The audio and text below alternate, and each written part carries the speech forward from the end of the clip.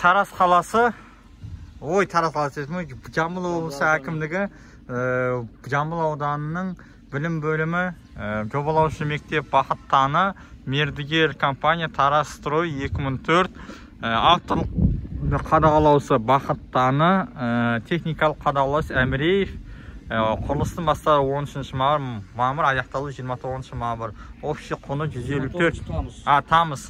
Жобалық құны 154 миллион. Жамбыл облысы, Жамбыл ауданы 5 жылда ауыл емес қой қазір. Атау бастауы. 5 жылда ауыл. Қазіргі атауы?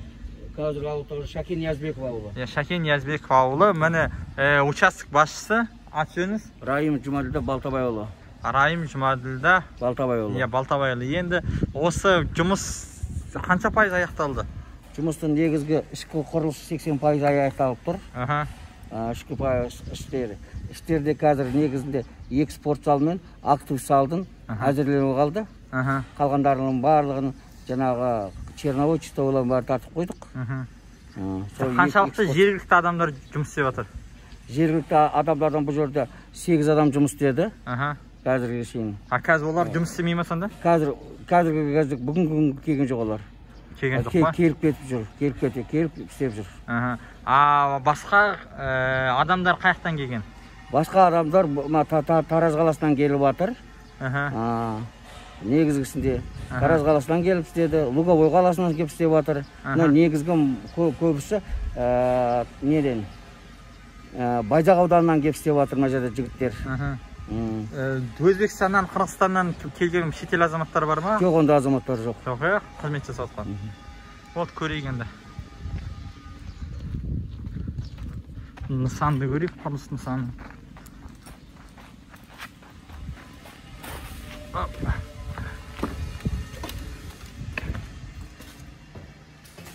Есіктер қойылыпты, Есіктер қойылды. Мысалы, бір кабинетте сіздер не істеп жатсыздар? Нені ауыстырып, нені қадағалап жатсыздар? Мысалға. Келіңіз. Не істеп жатсыздар? Мына жерде стенаны күш кешенін құрып, сылақ жұмысын жүргіздік. Сылақ жұмыстан кейін әзірге біз енді құрылыс тілімен айтқан кезде лепка істейміз ғой. Негізінде бірінші черновой, чистовой, содан кейін полыстойдан кейін шпилка, енді вадимациясын бастап жатырмыз. Пол? Мына пол стяжкасы, одан кейін жаңағы астына утепленный сумен түседі, одан кейін линолеум түседі. Терезе ауыстырасыздар ма? Терезенің барлығын ауыстырып болдық. Болдыңыздар ғой? Түгел болды. Одан кейін свет, жарықтың ауыстырылды ма? Свет, жарықтың барлығы, линияның барлығы ауыстырылды. Негізі ең тек қана таза әкеп светильниктерді орнатып, күзеттерін ауыстырып қалды.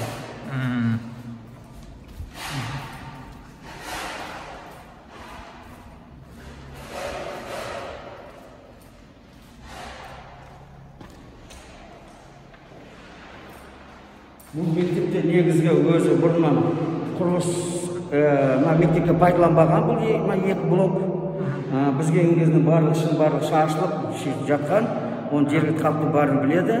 Соның бәрін жиыстырып, қайтадан болысы орнына келтіріп отыр қазір.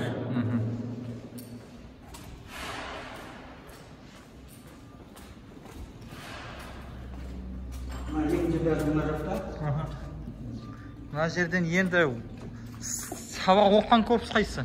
Сабақ оқыған корпус, ана корпус. Мына жағында, мына корпус. Жабық қой жоқ? Сабақ оқыған корпустар. Негізде көп корпус қой көрді. Көп корпусын, екі корпусы.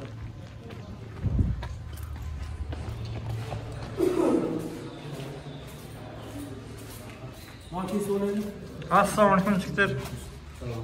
Қайдан келгенсіңдер? Қайдан келдіңдер? Өзбекстан. Өзбекстан қай жерден? Андижан. Андижаннан ма? Рахмет.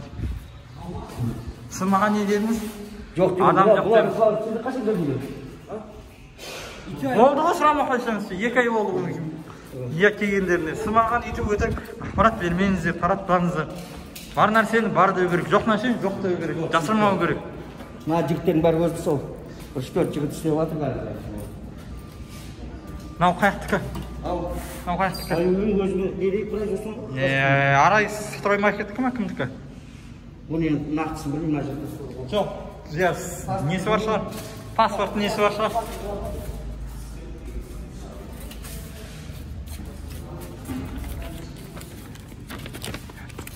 Звезда дейді, радиатор дейді.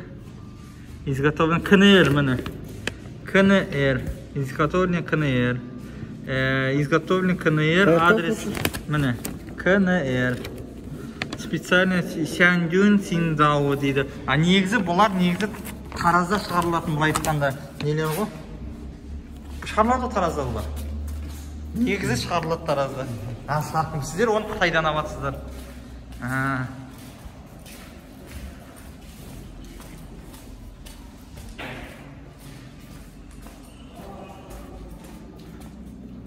Жұмыс бар. Мына тас қараңғы. Бұл жақтың барлығы Мұқ біткен, тек қана жуасыластар болды ғой. Жоқ, не шофтарын жағамыз ғой. Бұл ерді майда шүйде жұмыстар ғой. Майда шүйде жұмыстар ғой.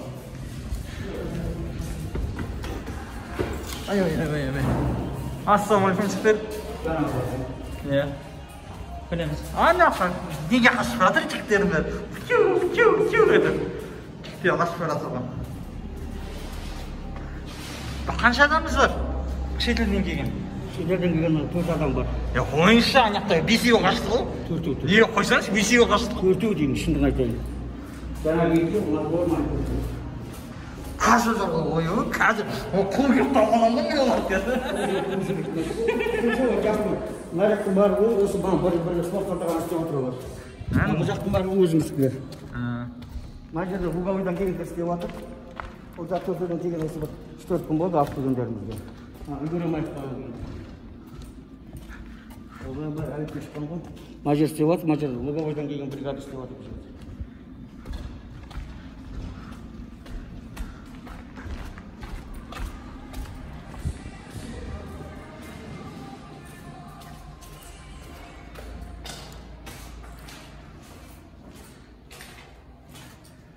Мына туалет қой. Мынау раздевалканың несі ғой? Бәрі орындары бар. Тек есігін қойып несі қалды. Есігін терезесі қалды ғой. Мына терезе трамуға қоямыз терезе.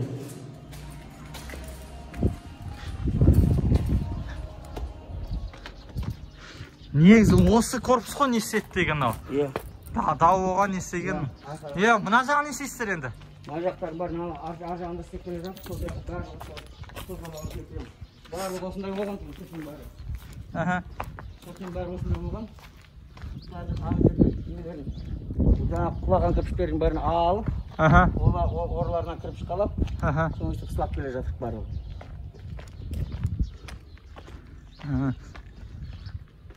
Міне көріп тұрсыздар, өйткені ең басты мәселесі осы корпус етін. Осы корпус тұғын. Осы корпус болған кезде мына жерлері мынандай внутренний водосток болған ғой трубадан. Сол трубадан су аққанда бұрын үстіне не бұрынғыда сол трубадан су ағар болғанда сол трубадан ақпай жанынан ағып бүкіл стеналар құлаған ғой мына жерде. Енді осы құрылыс бойынша пікірімді айтайын сізге. Біріншіден құрылыс қарқыны жақсы. Жаңа көрдік, несін сіздер жақсы істеп жатсыздар, бір уақытына үлгеретін шығарсыздар енді. Уақытына үлгеріп, уақытына өткізсек деген негізгі ниет. Ниет дұрыс ол бірінші. Екіншіден сіз маған жалған ақпарат айттыңыз. Шетел азаматы. Екіншіден сіздерде жаңағы Қазақстанда шығарылатын нәрсе ұнамай, сіздер Қытайдан әкеліп отырсыздар. Ол жаңағы радиаторлар. Сіздер негізі әкімнің облыс әкім тапсырмасы жергілікті жерден, жергілікті өзіміздің отандық өнімді алу, нені алу, отандық былай айтқанда шығарушыларды қолдау. Сіздер оны сақтаған жоқсыздар. Осы сіздерге екі нарекание, екі былай айтқанда менің ұсынысым осы екі нәрсеге жоқ шетелдік азамат істетіңіздер әңгіме жоқ оған ше бірақтан заң аясында томикте оларға еңбек шарты төлену керек оларға төленетін мемлекеттік баж салықтардың бәрі салыну керек толықтай құжаттардың бәрі түгел болу керек та пожалуйста жұмыс істете беріңіздер сіздерге шетел азаматына істетпе не істеме деген әңгіме жоқ ешқандай ше бірақтан бәрі заң аясында болу керек одан екіншісі сол отандық өнім бізде шығарылатын болса сол отандық өнімді біздің бар нәрсемізді қолдансаңыздар өте дұрыс болар еді деген қолданамыз енді оны егер де ыңғайлы келмей болмаса ауыстырып алдыртамыз қайтадан міне көрдіңіздер мектеп енді аман есен алла қаласа бірінші қыркүйекке балалардың осындай жаңарылған күрделі жөндеу өткен мектепте оқығанға не жетсін рахмет